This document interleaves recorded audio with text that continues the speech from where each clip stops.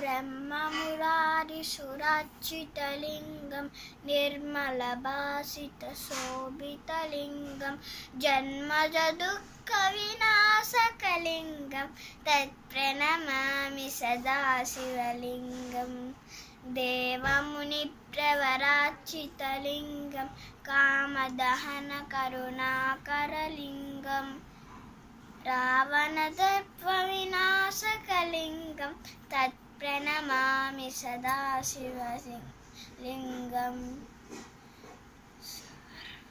सर्वसुगन्धसुलेपितलिङ्गं बुद्धिविवर्धनकारणलिङ्गं सिद्धसुरासुरवन्दितलिङ्गं तत्प्रणमामि सदा शिवलिङ्गम्.